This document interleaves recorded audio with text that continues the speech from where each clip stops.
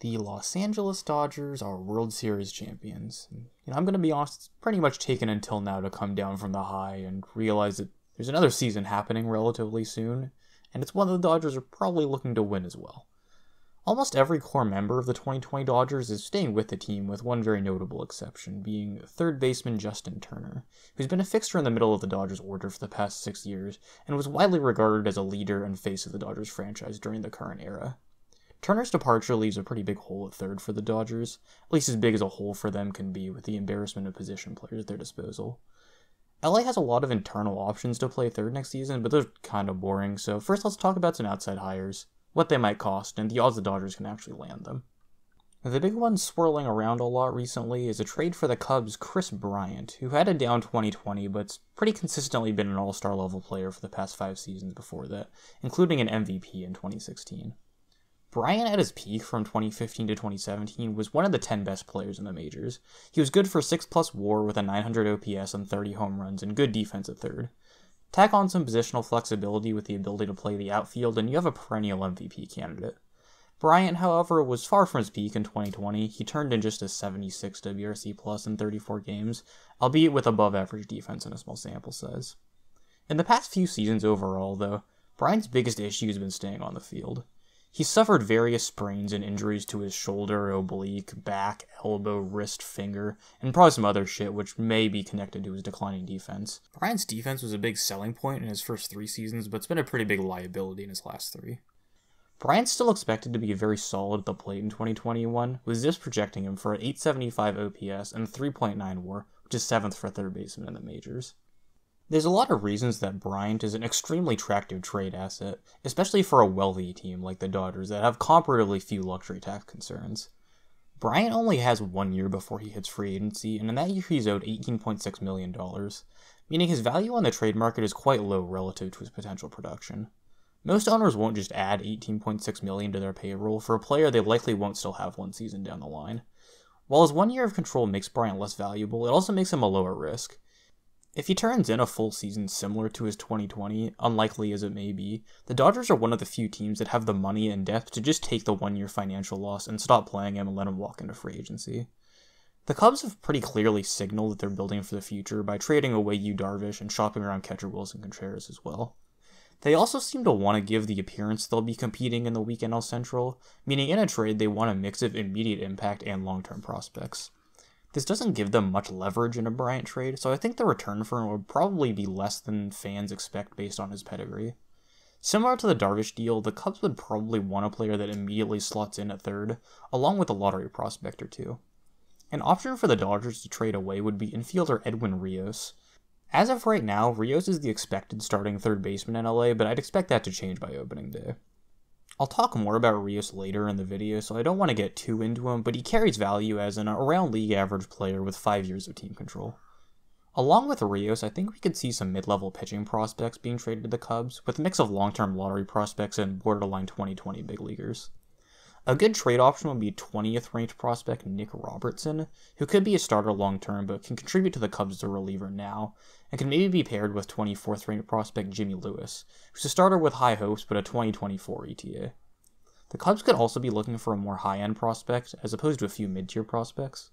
An option for this could be 10th ranked prospect catcher Diego Garcia, who's just 19, but he expects to be a well above average hitter for a catcher and passable behind the plate with a cannon for an arm and below average framing. A package of Rios and Cartaya in exchange for Bryant would be relatively steep, but if it proves too much, the Cubs could eat some of Bryant's salary or send over some low-end prospects with him. Personally, of all the outside options, I believe Bryant is the perfect mix of high upside with low risk, and thus the most likely move for the Dodgers to make. The other exciting rumors have been about the Dodgers being in contact with free agent infielder DJ LeMahieu, who's probably been the game's best second baseman over the past couple seasons with the Yankees. LeMahieu brings an elite contact bat capable of hitting 300 at any ballpark, and he pairs it with an above-average glove with experience at first, second, and third.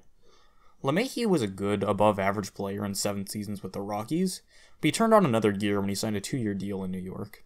LeMahieu has always hit well to all fields, and his balanced approach fits especially well at Yankee Stadium with its short porch and right field that dramatically improved LeMahieu's home run numbers, to the tune of 3 times more homers per plate appearance as a Yankee than he had as a Rocky.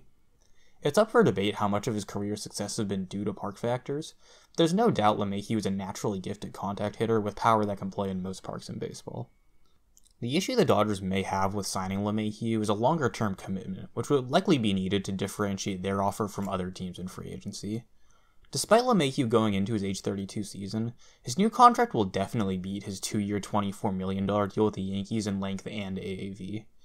To sign LeMahieu, teams will be looking at a minimum 3-year deal of at least $14 million a year, and he's been rumored to be asking for far more than that. The commonly held belief going into the offseason was that DJ was going back to the Yankees, but the two sides have been far enough apart that talks seem to have reached a standstill. While LeMahieu is a great player now and likely will be in 2021, his player profile of a contact hitter with good defense tends not to age very well into their mid-30s, or the last couple of years of a potential LeMahieu contract. A 3 or more year deal would also have some effect on the Dodgers re-signing Corey Seeger, Cody Bellinger, and or Walker Buehler, who are hitting free agency after 2021, 22, and 23 respectively. I think this makes the Dodgers pretty unlikely to sign LeMahieu since he's significantly older and his ceiling is lower than those 3 franchise cornerstones the Dodgers will make a good effort to hold on to long term. Combine this with the fact that top prospect Gavin Lux will get a full-time chance at second base next season, so DJ would most likely be playing third base in LA, where his defense will be worse than it is at second. Overall, LeMahieu and the Dodgers aren't a great fit unless other teams aren't offering LeMahieu anything, and the Dodgers can swoop in with a discount deal. There are 2 more middle-tier third basemen the Dodgers could try to trade for to fill the hole in Kyle Seeger and Eugenio Suarez.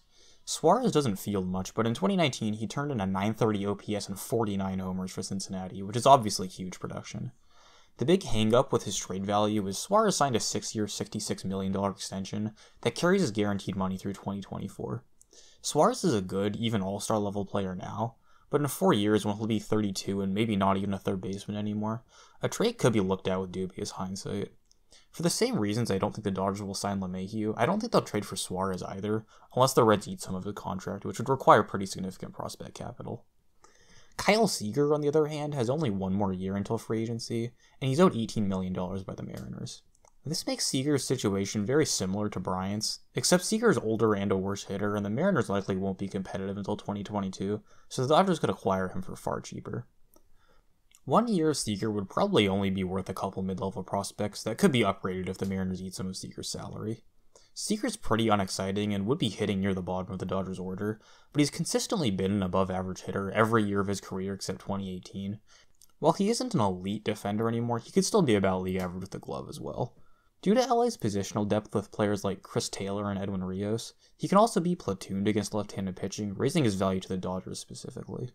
He's far from a perfect fit in LA, but a more likely pickup than Suarez or LeMahieu in my opinion. Also, 2 Seegers on one team, how cool would that be? I'd love to see that. The final free agent we'll look at is one Dodgers fans are intimately familiar with. That's right, pretty much everybody would love to see a reunion with the Dodgers and Justin Turner. Despite coming up in Baltimore and making a name with himself with the Mets, Justin Turner is a Dodger through and through, from growing up and going to school in Southern California to becoming the Dodgers' most consistent hitter in the middle of the decade. Turner is an extremely professional hitter that puts together great at-bats, has some pop left in the bat, and should hit 290 with around an 850 OPS if he stays healthy. His defense was once pretty good, but it's been questionable the last few seasons with declining range despite pretty soft hands. The only hang-up in what from the outside looks to be a great fit is that Turner is reportedly looking for a 4-year deal, which for a 36-year-old with declining defense is pretty unlikely to happen in the current financial environment.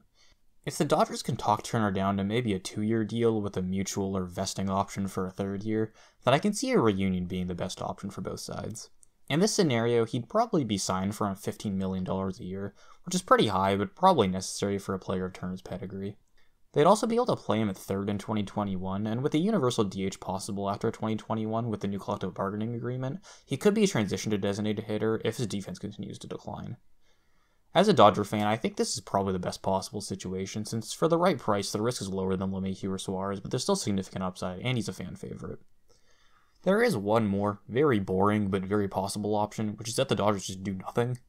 The main third baseman would probably be the previously mentioned Edwin Rios, who in 60 games and 2 seasons has showcased light tower power, with 12 homers and a .972 OPS. Rios wasn't a huge prospect, and he has big plate discipline and strikeout concerns, and really is more of a first baseman or corner outfielder on defense, but he's shown enough in part-time play to get a chance at an everyday starting job. If Rios plays the strong side of a platoon, Chris Taylor would probably hit against left-handed pitching. Taylor's been a great pickup for LA, offering an above-average bat and an average glove at pretty much every position except first and catcher. Taylor actually doesn't have any platoon splits, but he could fill in to cover Rios' weaknesses versus lefties and play other positions on days Rios is starting at third. Taylor hasn't played very much third in the majors, logging only 108 innings in 7 seasons and none in 2020, but since he's an average to slightly below average shortstop, he should have the range and arm to be serviceable at the position. Between this platoon and some mishmash of Max Muncy, Zach McKinstry, and Matt Beatty, the Dodgers should still be able to juice above average production out of their third baseman. The rest of LA's lineup is stacked enough where they don't really need any other star hitters at third, and it isn't like Rios and Taylor are some scrubs that won't hit at all. One can only hope, though, that they use the save money from not trading or signing a third baseman to improve the team in other areas like the bullpen. This is by far the least exciting option, but it doesn't cost any money or prospects, and also keeps the door open for a deadline trade since the Dodgers will likely have no trouble making the playoffs. Sad as it is to say, doing nothing might be the most likely course of action for LA.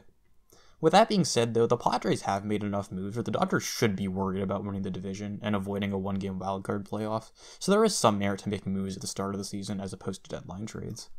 Personally, I'd love to see Justin Turner finish his career as a Dodger, but from a baseball perspective, I think the Kris Bryant trade makes the most sense for the Dodgers. A trade for Bryant would require some important assets to be given up, but he provides the perfect balance of high upside now and flexibility for the future to retain LA's young franchise players. That's just me, though, and I'd love to hear your guys' thoughts on what LA should do, if anything. As always, thanks for watching, sub to the channel if you like the content, and I'll catch you guys in the next one.